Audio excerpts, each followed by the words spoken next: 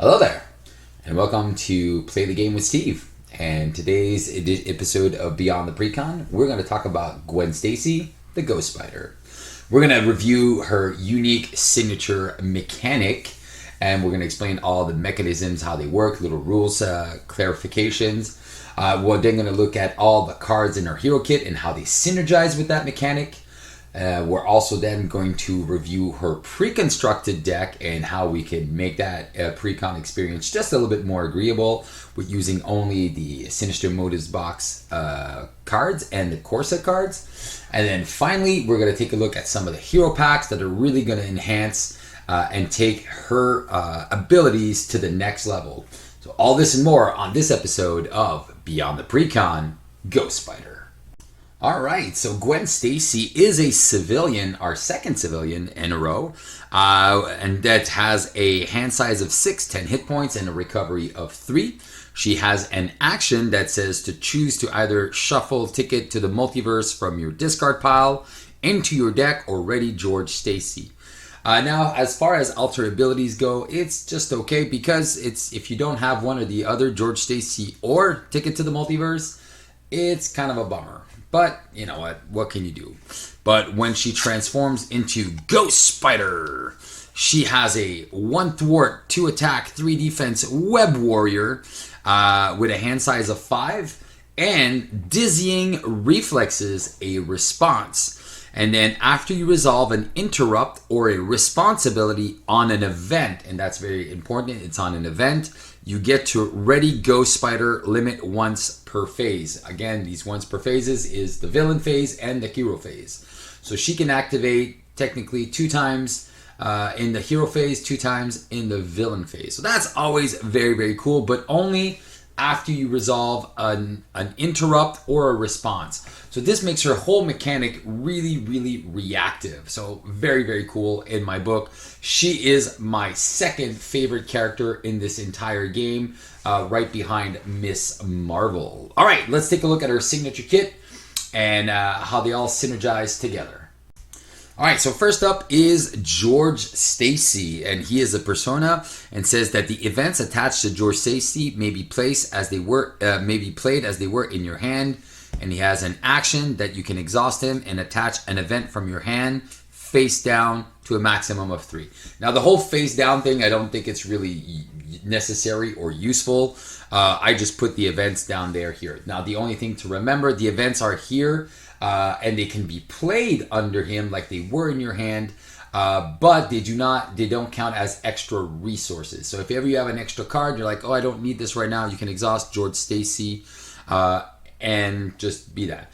So there's also a little rules thing. If ever you lose George Stacy, either through your obligation or something else, all the events that are under George Stacy will just get discarded. So that's the kind of trick that you got to be careful. Be careful about your worried daddy. All right. Then we have 2 other things that are pretty cool here. We have the web bracelets. So these are items and text that have a hero response. They don't ready you after you trigger them because it's not an event. So just remember that. So hero response after you resolve an interrupt or responsibility on an event. Again, on an event. You get to exhaust the web bracelets to draw a card, max 1 per event. So you can't just play, let's say, 1 event and then trigger both of them to draw 2 cards. It's 1 event, 1 draw, 1 event, 1 draw. All right, so those are these. And then we finally have our last big upgrade, which is the Ticket to the Multiverse, which is a double resource wild, kind of like a Vibranium, and says action, you get to remove, if you play it down, you get to remove it from your discard pile. You remove it from the game, and then you shuffle your discard pile into your deck, draw up to your hand size, and ready each Ghost Spider card you control. So that's really, really good. So if you have the Ghost Spider cards, if you have your 2 bracelets and George Stacy, well, then you get to technically just take an extra turn. And that is huge. So that gives you basically 2 turns back to back.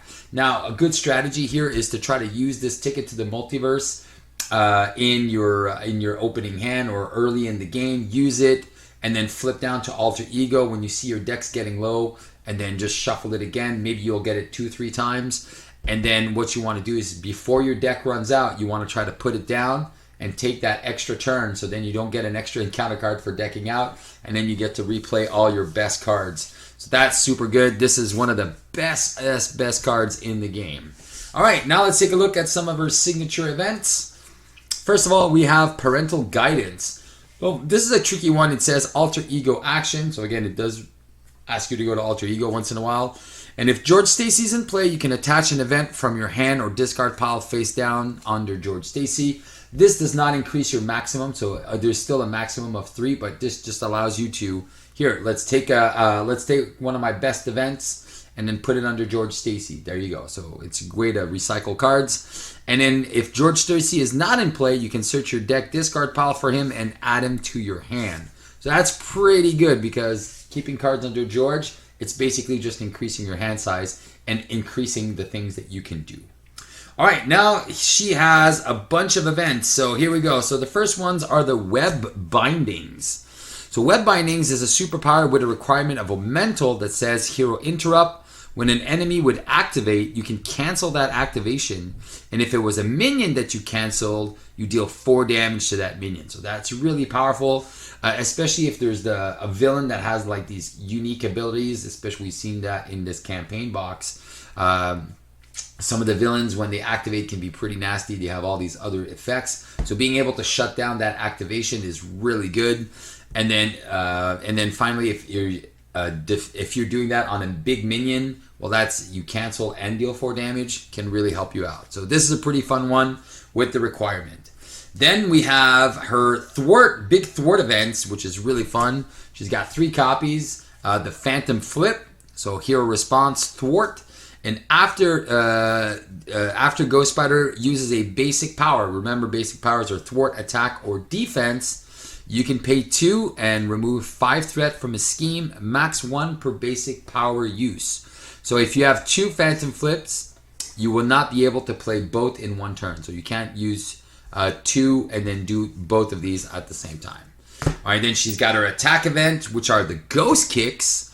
And then it is 2 to do hero response attack. Same thing. After you use a basic power, deal 6 damage to an enemy, max 1 per basic power. Now here's the cool combo.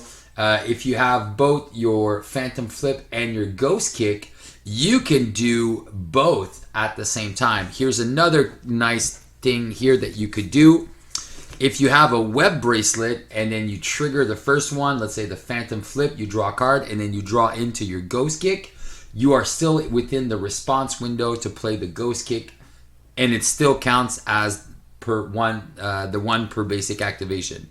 So again, same rule, you can't play 2 Ghost Kicks, but you could play a Ghost Kick and a Phantom Flip. So that's really, really powerful. So those are attack events, and then obviously they get you ready. So that's money right there. And then finally we have the Pirouettes and Punch, and this is her cancel card. So Hero Interrupt. When a card is revealed from the encounter deck, deal damage to the villain equal to 1 or more than the number of boost icons on that card, and cancel that card's when revealed effect. So this is a cards when revealed. So if it's a minion, it's a minion. You can cancel the when revealed from the minion. You can cancel the when revealed from a side scheme. You can cancel the when revealed from an attachment. So you can cancel any when revealed from a card. So that is very, very powerful. And that is it for Hero Kit. So as you can see, there's a lot of responses and events. Her deck kind of sets up really fast. The Web Bracelets allow you to draw when you're playing for those. You can have one on the table. I've noticed that sometimes I don't even play both Web Bracelets. I just play the one. But George Stacy is obviously key. If you have 2 Web Bracelets, obviously it's better. But 1 I think is just sufficient. So there you go. So that's how her mechanic works. So that's cool because then you can use it once. So one little trick that you might want to do is, okay, I'll defend, I'll use my resources, do a Phantom Flip, and then I get to ready. Okay, the villain has something. I'm like, okay, cool, I'll just wait. And then on our turn, we attack or thwart and then use one of our other responses and then ready. So remember, the responses only happen, and I was making that mistake when I started. The responses only happen after you've done your basic power. So if I defend, and obviously because she's very good in protection, so after you defend, so the villain has to resolve all of his attack for you to have defended. Then you have your response window to play the Phantom Flip or the Ghost Kicks. Okay, only after the entire attack of the villain has resolved. All right, so that's it for that. Now let's go take a look at her pre-constructed deck and see how we can improve on that. All right, her pre-constructed deck is protection, and it's very, very natural with a defense of 3. Makes a lot of sense. So the only reprints from her kit are the 3 double resources that are from the core set, but every other card is technically a new card.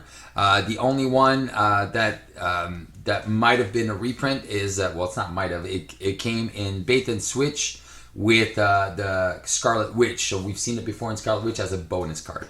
Now, but everything else is brand new. So if you haven't seen any of these are not from the core set. These are just all good. So the events, Return the Favor. It's a hero action attack. You can discard cards from the top of the encounter deck until you discard a Treachery.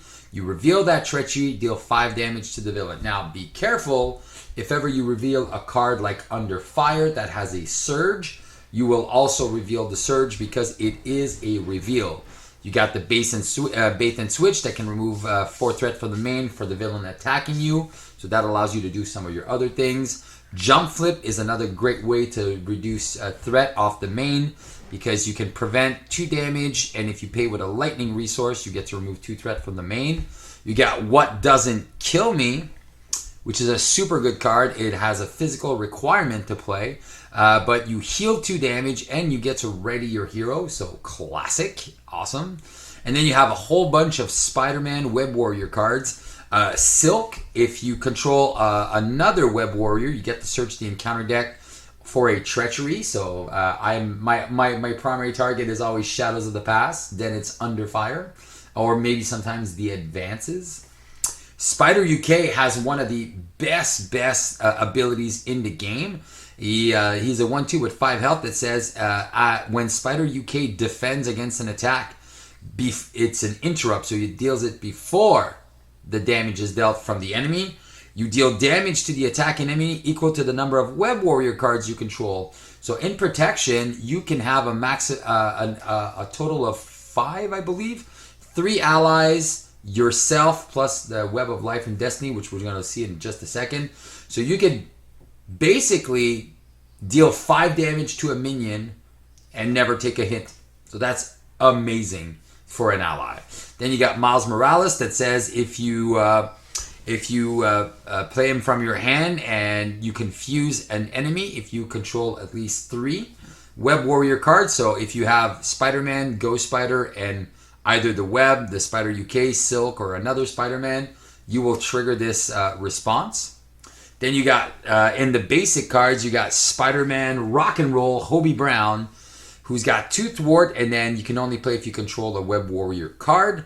But after Spider-Man leaves play, you get to discard the top 3 cards of the encounter deck, and then you deal damage to the villain equal to none of their boost icons. So this is really fun where you want to start playing with cards like with these modular sets that have like these 3 boost icons, 4 boost icons. This becomes really, really exciting because he could possibly hit for 9 just by dying. It's so good. All right, and then we have some Spider-Verse cards. We have the Web of Life of Destiny, which is a location for Web Warriors. And you ignore this card's resource cost if your identity has the Web Warrior trait. So this is a free upgrade, free support if you're a Web Warrior. So that's amazing.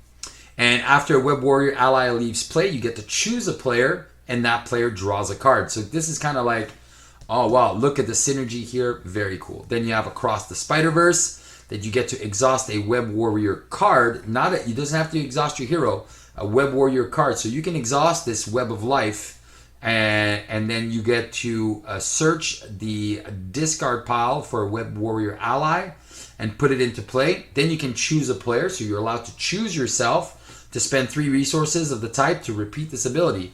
So for 5 resources, so basically your hand, if you have a double resource, you can do this. you can go get 2 allies from your discard pile and put them into play. Super strong. Then we have Plan B, which says you can exhaust a card at random. You can discard a card at random from your hand to deal 2 damage. This is a very cool Hulk card. And then again, you have the Young Love, which is probably the worst alter ego card, because again, Spider-Man has 3 health, and then she has to be an alter ego. So I always find it was funny, like heal 3 damage from each of them. Why didn't they just put their health at 4? Because Ghost Spider has 3 health as well. I'm like, put their healths at 4. Like it wouldn't have mattered, you know? Because then this card becomes more interesting. You get to keep them in play longer. All right, so there you go. So now let's take a look at what are the cards I would remove and add to make this whole gameplay experience way better. All right, so this is what I would remove from the pre-constructed deck just to make it a little bit more smooth. I would get rid of 2 Plan Bs, obviously, because it's a max 1 per player. That's an easy choice. I already talked about Young Love in my not love for this card, and I can see my computer's doing something. So for the autofocus was just jumped back in. So those 3 cards right there. Then I would definitely be removing a couple of Return to Favors. As much as I like this card, it's a 5 damage card, but we have a lot of damage cards, and it's a hero action. It's not even with an interrupt or anything, so it's not a response or interrupt. So that's why I would remove 2 of these. And I would remove 2 bait and switches. So 2, 4, 6, 7 cards, what I would be removing. Now these ones we want to keep just so we are going to be taking damage. It's almost inevitable, but this is always good. So what would I replace them with? Well, obviously I would replace it with a few events that are pretty cool. So I like the Counterpunch here. Yes, it's only going to deal 2 damage, but adding 3 responses is pretty good, and then that gives us even more opportunities for the jump flips, and then this plus all of our cards. So these are 3 extra options for our deck. The other one I would definitely add is an Armored Vest from the core set. You can't go wrong with an Armored Vest here. Just to go to 4 defense, then she practically never takes any damage. So then you might want to get rid of a couple things. Plus this combos off with the What Doesn't Kill Me. So it's still pretty good. So you could take some damage and be like, oh, okay, I'll take a few hits for a free ready. And finally, the 2 last things I would add, and yeah, you probably noticed the costume change because I did mess up in my video. So I would definitely add 2 Indomitables for some extra ready effects here if I don't have an event response, so I kind of need that. And then the last card I would add would be from the from Miles Morales' deck, is I would add Spider-Man Peter Parker.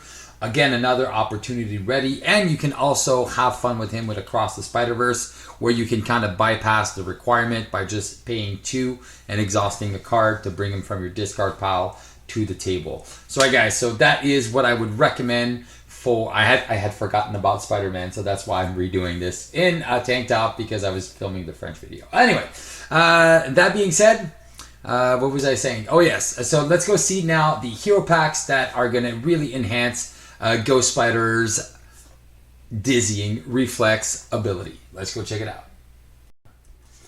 Alright, if I only had one hero pack to choose to buy to get to Ghost Spider to the next level, it would be the Doctor Strange hero pack.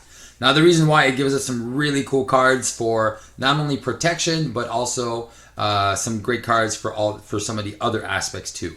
So first of all, it gives us the Unflappable that gets us to draw more cards. So between our web bracelets and Unflappable on a perfect defense, we get to draw like 2 cards, maybe 3 cards in a turn. That's really good. Then we have our Desperate Defense, which is also an interrupt. So we can definitely use this for multiplayer games where Ghost Spider can actually ready and just defend for like 5 people. It's awesome. We got Brother Voodoo as well in protection. That lets us find some of our events, like our Ghost Kicks and our Phantom Flips. And then we have a couple of great cards in basics and in aggression. The first one, the reason why, Warning. Warning with her is so good. It's not a defense event anymore, so they errated that. But it's an interrupt, so, oh, what? You're going to take a damage from an attack? All right, cool. Yeah, when a hero would take any amount of damage, so, dang, you take a damage from, let's say, an indirect damage. I'm going to play Warning and Ready. It's a 0 cost ready for Ghost Spider, which is beautiful. Aggression, we have the skilled strike, obviously, so then we can punch for 4, and then we get to ready, so obviously another great card. And one of my favorite cards in my favorite decks for her is Iron Man's leadership training. So if you want to go, you can see that deck on CDB. It's all about Iron Man and Ghost Spider teaming up with the cards like Teamwork and stuff like that, and a couple of other cards we're going to be seeing in just a few minutes. So really, really good. All right, here we go. So that is my first choice if I only had one choice. And then my second choice would be SPDR. SPDR, also a lot of great cards for Ghost Spider, also with the Web Warrior trait, adding Spider-Man Auto Octavius that can ready our gauntlet, our web bracelets, and draw a card from that because it's a tech upgrade, which is great. And then we have Spider-Ham that thwarts for 2, really good. And then he can or not take consequential damage. Spider-Man Noir, who's kind of funny, but in protection can be really good, especially if you're using the Return the Favors, and then you do that, and then you put him under here, you deal damage, and then he can quickly become a 3/3, and then just keep him alive with some med teams. Then you have the Spider Tingle again, so then you do Return the Favor, you cancel it, you pay one, you deal 1 damage to one of your Web Warrior guys, and then you cancel that and then put it under Spider-Man Wall. Very good. And then finally it comes with Clarity of Purpose. If you're playing Leadership, this is just an auto-include in a lot of decks. It's just extra resources for damage. So SPDR would be my second choice. All right, after that, these are honorable mentions just because they do represent a couple of really good cards. Because hero interrupts or responses, there's not a lot in the game. So it's very limited for the card pool. All right, so first thing would be the Thor as my first honorable mention for a couple of reasons. The first one would be the Teamwork. Again, I mentioned that Iron Man training deck, which is awesome. So you just Iron Man, boom, ready. You Iron Man with her because you can put all these upgrades on him for free. It's just so good. So Teamwork, and then he also brings in the Mean Swings. So Mean Swing would only work with Yonborn because she doesn't have any weapons.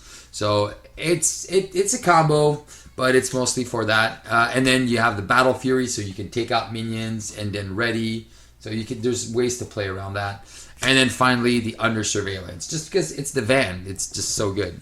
So again, mostly because of the Teamwork that I recommend Thor. And then there's a couple of good cards in the aggression aspect as well if you want to play that. My second honorable mention would be the Vision Pack because of the Defiance, and then because of Flow Like Water, because then you can use some of those defense events that come in her kit to trigger Flow Like Water, deal some damage, go for that, some fun interactions there. And then also the Jocasta that can just come in and just bring back some really cool defense events. So Vision is my second honorable mention. After that, I do like my third, and then I have one more. So third honorable mention would be Scarlet Witch. There's only 2 cards that I really like with her. If I'm playing Ghost Spider Injustice, I really like Turn the Tide because it's a cool attack response. So just concentrate on removing threat, and then poof, you can turn the tide. And then Last Stand, again for that leadership deck, you can use these cheap allies like Maria Hill, and then they get +3 attack, so they attack for 4, and that will also trigger your Ghost Spider Dizzying Reflexes to ready. So that's super cool. So it's a way to use our allies in different ways. So I really like the Last Stand here from the Scarlet Witch pack. And then the final, it's just a kind of a winky wink because there's only one card, but it is Captain America. So if you haven't got Captain America, he comes with one card called Expert Defense, which plays really well into her kit, especially if you're fighting off a villain like Thanos, who often attacks for like 6 or 7 or 8. This is really cool because then you get to defend and then get 6 defense, maybe 7 defense if you have that armored vest. So that, and then you get to ready as well. So I think that's pretty solid. But that's the only real good card for her. I obviously Captain America came with some great leadership cards as well, some cheap allies that are interesting, but again, not focused on what she can do. So guys, so that was my breakdown for Ghost Spider. Again, my second favorite character in the game. I love that she plays, she can just do all her stuff in the villain phase, and then just on her turn, just like, all right, I'm done. Pass the turn. But I know some folks just don't like that. They just like, oh, I want to do stuff in the hero phase. But this just opens up a whole new window of opportunity to just take out a villain in the villain phase. I love it. That's one of my go-to things. So guys, again, I went over my 20 minutes. Sorry about that. So I hope you enjoyed this video. There's only 4 more left after this. So if you haven't seen the announcement, go check out the big announcement that I made on Sunday about the new series coming out. So until then, please enjoy these Beyond the Precon videos. If you haven't subscribed to the channel, what are you waiting for? Leave a nice little like if you enjoyed this video. And don't forget to leave some comments on the video. How do you like to play Ghost Spider? What's your favorite thing about this character? And then remember just to have some fun and play the game. I'll see you next time. Ciao, ciao.